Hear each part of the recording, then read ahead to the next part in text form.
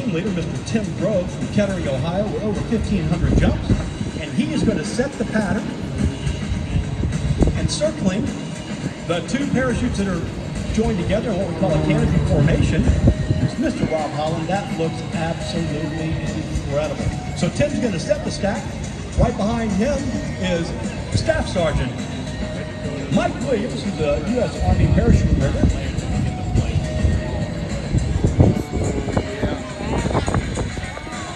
So Tim is spiraling down to the final.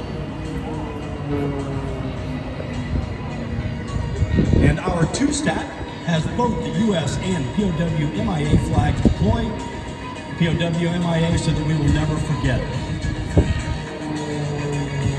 They are in perfect position. And now, ladies and gentlemen, if you will, please rise for the playing of our national anthem by the Marine Corps recruit.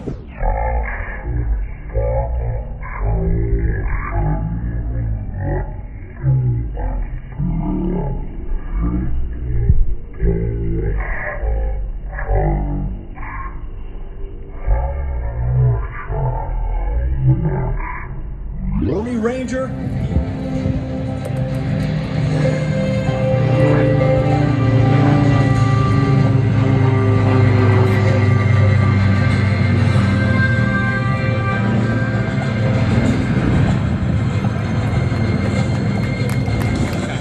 A graduate of Daniel Webster College, a gentleman who's accumulated over 14,000 hours in over 180 different types of aircraft, from small airplanes like this, all the way up to business jets, a certified flight instructor and one of the best pilots in the world. Watch him now as he goes over the top and puts this aircraft into a series of snap rolls on the down line. 3, 4, 5, 6, 7, 8, 9, 10, 11. 11 turns on the way down, and did you notice the race flying is a one-of-a-kind airplane. It is an MCAS RH for Rob Holland. Nobody ever believed was possible. Right there, experiencing 9 Gs. He's up 60 degrees nose high with point rolls to the left and back to the right. As the smoke comes on, he now tumbles it. Now watch this. He'll throw the nose under the tail, or the tail over the nose, and hit straight back down. As he picks up speed, he does a snap roll and a quarter into knife edge flight and returns. With the exception of the C6, that 1,500 horsepower, if you're under that age limit or don't have a license, a red one, you can ride in it. It's $199 per person, and if you've got the need for speed, this is what you can do. This is pretty awesome. As Rob Holland, one more race down the line, and Rob Holland really has he's slowing down on the tail like it is on a conventional airplane. You can see it there in the front. It's called a canard. And then, rather than having a standard tail in the back, it's got 2 winglets on the end of the main wings, which are the rudders. And for those of you who are pilots, remarkable way to fly, and they can also use them as speed brakes. He goes sideways and does a little bit of a wag there for you. That's knife edge with an impressive range of 1,000 nautical miles, cruising at 200, otherwise it would fall back on the engine. 200 horsepower motor. Empty weight of the airplane is only 983 pounds, and it'll carry 2 passengers. Kyle is from central Alberta, Canada. He got his start at air shows at the age of 12 when he began to announce for his dad Ken Fowler's air show. Powering along easy with a Lycoming IO360 engine, 360 cubic inches of displacement as he flies the barrel roll. He also thanks Artcraft Paint for the amazing paint job, including light up paint with hashtag the backwards plane.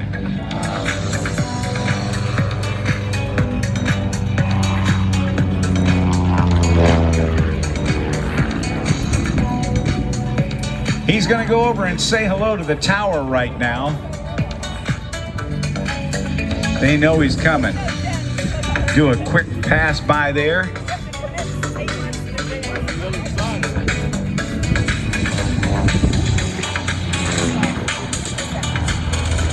Yeah, they're saying yeah. Come on, everybody, let's hear some noise. I can hear you in the airplane if you're loud enough. Make some noise, everybody. I'm going to press transmit. Got it? I got it. I just want to say a big thank you to all the volunteers and volunteers for their push on this amazing show. Without them, we can't do what we do, and I got to tell you, Rob, I love what I do.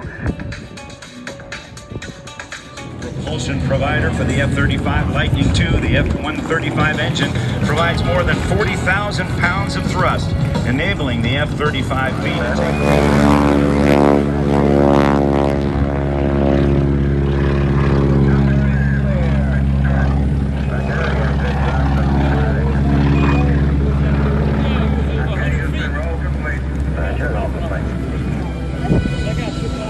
Gary's performance. Gary Rower is the pilot, and it's a celebration of the first moon landing. Apollo 11, July 20th, 1969, commanded by Neil Armstrong along with lunar module pilot Buzz Aldrin Jr. They brought the Eagle down to the surface with 225 horsepower motors on them. This one has 450 horsepower. Over 10,000 were built. Over 1,000 are still flying today. A 5G loop experiencing 5 times as much. 15,000 pounds of force coming over the tons. Mankind's greatest achievement was landing a man on the moon and bringing him safely home. While on active duty with the United States Air Force, Gary Rower trained with NASA for Space Shuttle Contingency Program for diversion and liftoff. He began flying more than 40 years ago from an apple orchard in upstate New York. He's going to roll it over on his back, and right now Gary is hanging from his harness. 2 seat belts are all that's keeping him in the cockpit. Flying the Stearman is all about energy management. No afterburner on this World War II primary trainer. This was the first type of airplane that a cadet would see on the way to earning his wings. Could be that, or maybe a PT-19, a Cornell. But after 75 hours and about 12 weeks of instruction early in the war, if the pilot... It takes every bit of input for Gary to make this big biplane perform.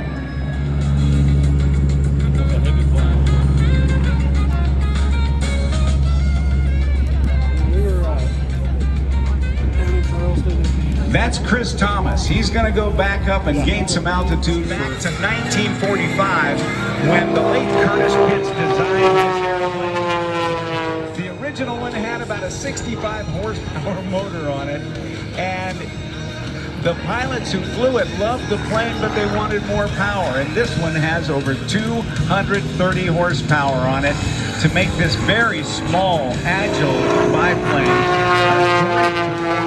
shows all over the country. Patrick, by the age of 12, knew he wanted to be an aviator because when he was 5 years old, as he does a double hammerhead, was taken to the Experimental Aircraft Associates by without side shoulder rolls, heading to the right-hand side of our aerobatic box. He traded washing airplanes in order to get a chance to fly them. With 1/2 of a Cuban 8 and holding it before completing the Cuban 8, he'll get to show center. Pull straight back on the stick and over the top with a loop at nearly 1,000 feet above the surface. When he was 16 years old.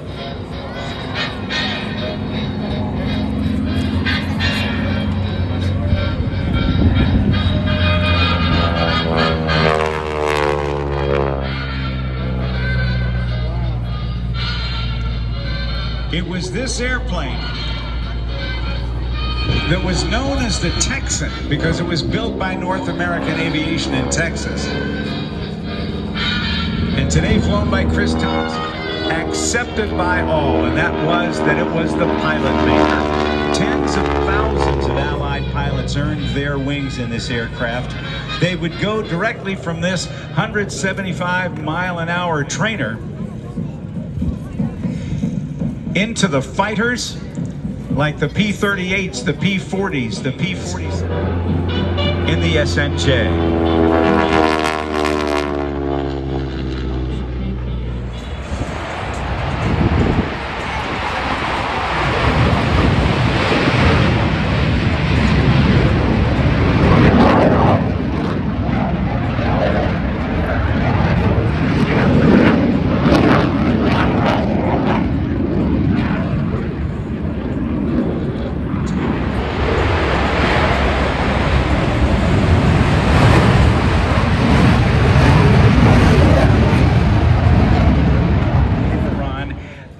And if that had been a Cessna aircraft, he would have had a brand new diamond, multi-diamond tattoo on it, the Cessna tattoo. But there, Liz, can you get him in there all right? Oh my goodness. I think Ben started with adult beverages a little bit early. This is something that we've had planned to do this. You ready for him? You're okay. Liz Franklin's going to get in. She's going to hop in the back where you solo the airplane and where all the instrumentation is, so for her to get it started. And let's see. Oh, she's got the flaps down and she's belting in. She's got the engine started right up. The Piper Cub actually dates back to the 1930s. Ben Wapnowski has just become an aviator, and I'm not sure it's going to last all that long. Liz, you want to come up here? I'm not sure what you can do out there. We want to try to get him.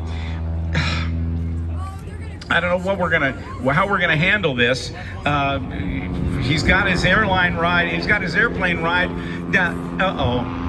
He ran out of flying speed. Now he's stalled the airplane. Now he's gonna. Oh, geez. Now here's the problem. He's got pedals at his feet. He's got a right pedal and a left pedal. Those are the rudder pedals. Now, he must think it's an accelerator and a brake. I don't know what he's going to do with that stick that's coming up through the floorboards between his knees, because that's the, that's going to control how high he goes, how low he goes, and bank it left and right. What he probably doesn't know is you push forward on the stick, the houses get bigger. You pull back on the stick, the houses get smaller. But in this airplane, if you pull back on the stick long enough, the houses get bigger again. I'm not sure. In other words, you're going for one shot, one kill. One shot, take them all. Okay.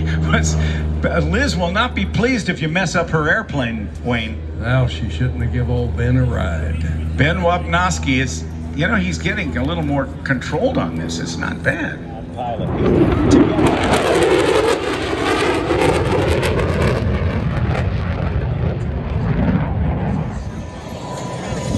Known as the Rhino, the super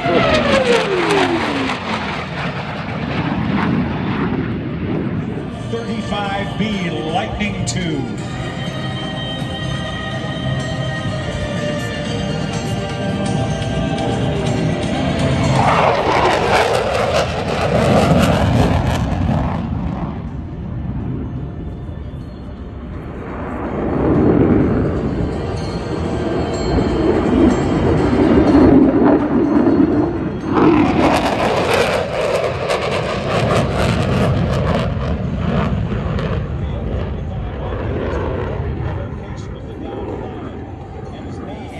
anti-aircraft positions.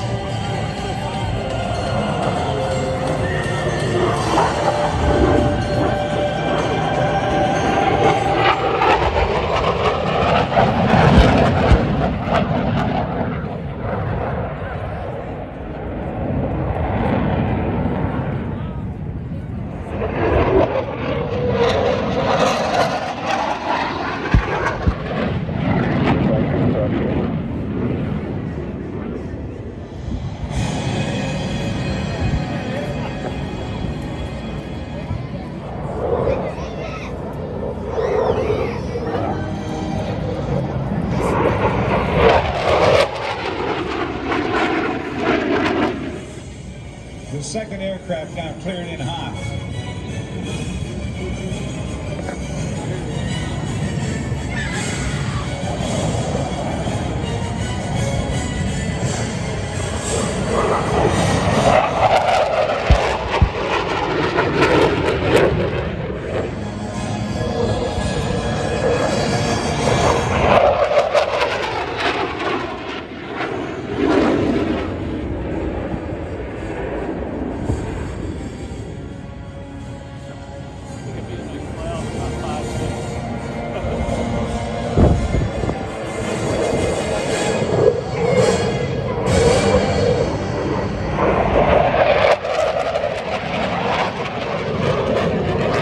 helicopter escorting it.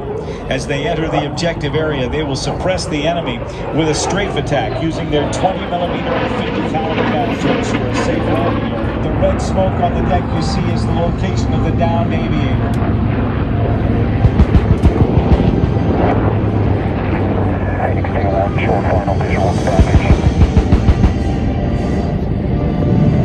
Suppressing enemy fire from the 50 caliber machine guns on board the UH-1 Venom and the 20mm chin gun, 3-barrel cannon, the chain gun cannon under the nose.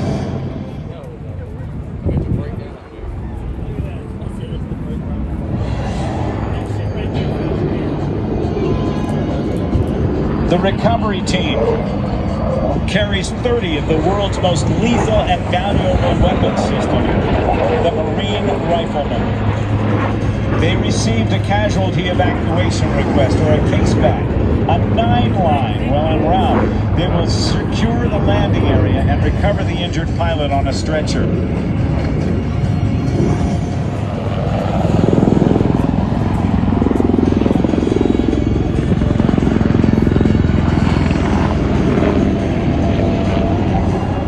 The Marine Riflemen stand guard, ready to...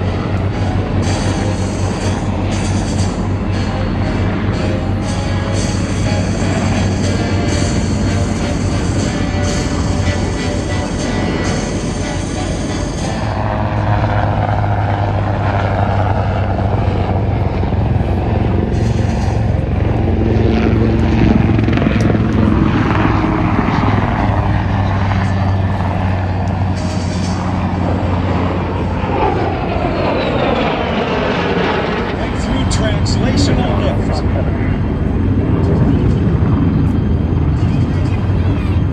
And an F-35 Lightning II at almost the speed of sound.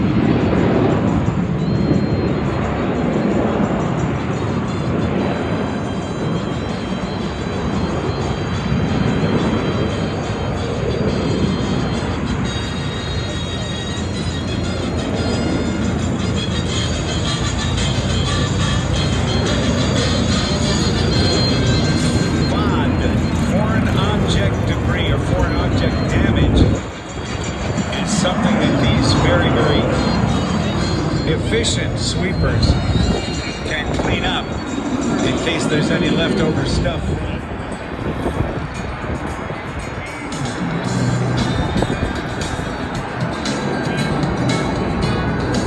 Coming up in just a moment, Clemens Kulig, a guy we nicknamed Chef.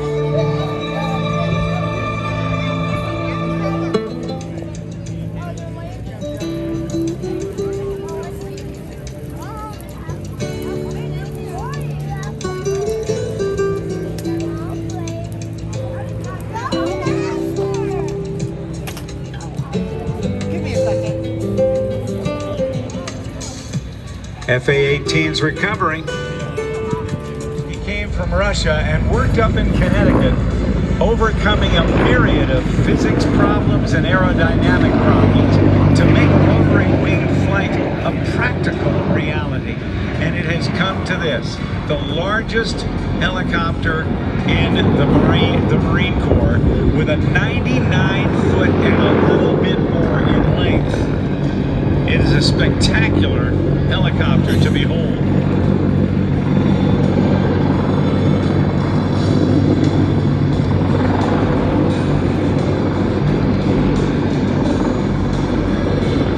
It's been in service for 40 years.